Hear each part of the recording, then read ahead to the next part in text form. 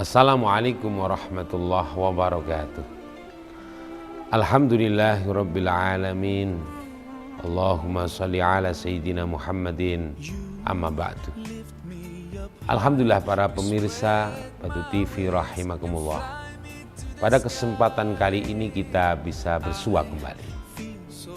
Kita mengetahui bahwa ketika kita dalam kehidupan yang nyata, banyak orang yang kemudian berbondong-bondong untuk mencari ilmu. Tentunya dengan berbagai banyak niat yang ada dalam masing-masing pelaku pencari ilmu.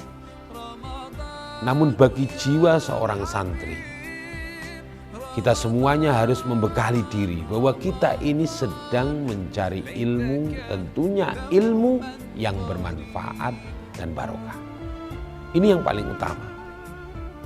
Karena dengan ilmu yang manfaat dan barokah ada keberkahan yang lebih luas yang bisa dinikmati oleh sekian banyak umat, sehingga kemudian ilmu itu akan terus menjadi jariah sampai orang yang mencari ilmu, mengamalkan ilmu itu kelak ketika wafat dia akan mendapatkan pahala. Ma'asyiral hadirin wal hadirat rahimakumullah. Lalu bagaimana sih tanda-tandanya ilmu itu dikatakan bermanfaat? Mari kita renungkan. Tandanya itu pertama adalah semakin hari semakin bertakwa kepada Allah. Jadi orang yang kemudian memiliki ilmu yang manfaat, pastilah dia semakin bertakwa. Dan takwa itu artinya adalah suka akan ketaatan dan jauh berusaha untuk membenci sebenci-bencinya tentang kemaksiatan. Ini. Makanya kemudian melaksanakan semua perintahnya Allah ini dengan semampunya. Dan kemudian menghajar diri supaya kemudian benar-benar tidak sampai ada celah kemaksiatan masuk dalam diri kita. Ini cirinya kalau kita ingin ilmunya dikategorikan ilmu yang bermanfaat. Maka ada hadis yang menyatakan ittaqillaha haitsuma kunta.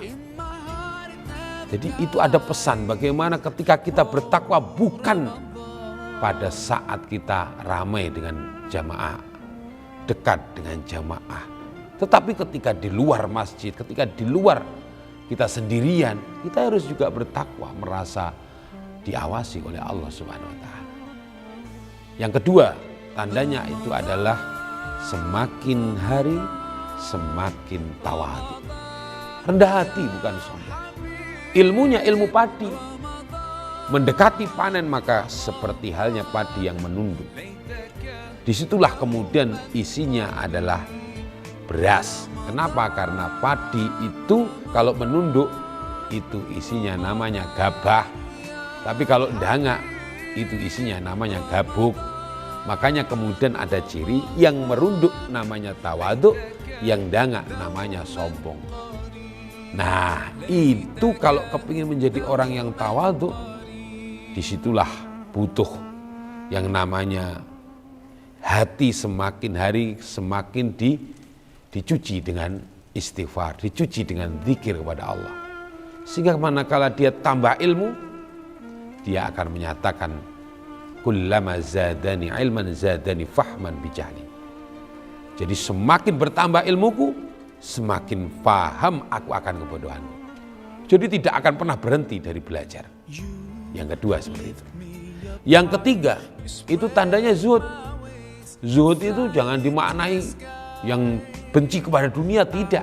Tetapi zuhud itu sederhana. Perilakunya, sikapnya.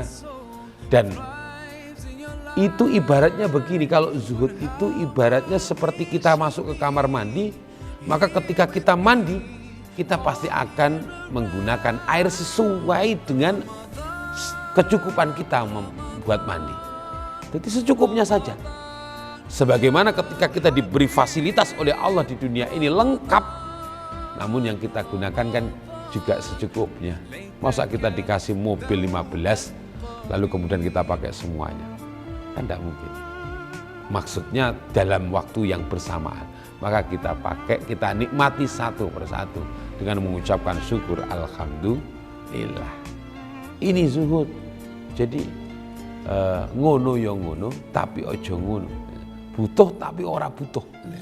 Artinya seperti halnya ketika orang itu kepingin kentut berarti kita butuh.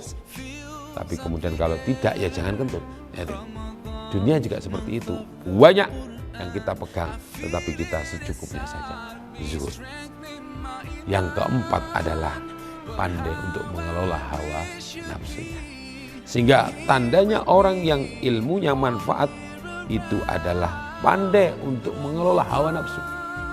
Hawa nafsu kalau arahnya ke kanan akan berakhir kepada ketentraman, yang ke kiri akan berakhir kepada kesusahan. Maka perhatikan ayatnya Allah Subhanahu wa taala, Bismillahirrahmanirrahim. Wa amma man khafa maqama rabbih wa na'an nafsa 'anil hawa fa innal jannata hiyal ma'wa. Kalau kita pandai mengelola hawa nafsu, maka kita akan mendapati surga yang sebenarnya. Nafsu itu kecil, nafsu ibaratnya kunci, truk itu besar, tapi kalau kunci itu tidak kita kendalikan dengan baik, maka dia pun akan mengarah hal yang tidak baik. Maka kendalikan kunci, kendalikan nafsu, maka ketika kita itu menggerakkan tubuh, menggerakkan yang namanya dunia ini, nafsu kita benar-benar sudah mengarah kepada ketaatan. Nafsul mutmainnah irji ila rabbi radiyatan mardiyah. Mudah-mudahan manfaat, ilmu kita manfaat, anak kita soleh-solehah, ilmunya manfaat dan barokah. Wallahul muwaffiq ila aqwamit thoriq. Wassalamualaikum warahmatullahi wabarakatuh.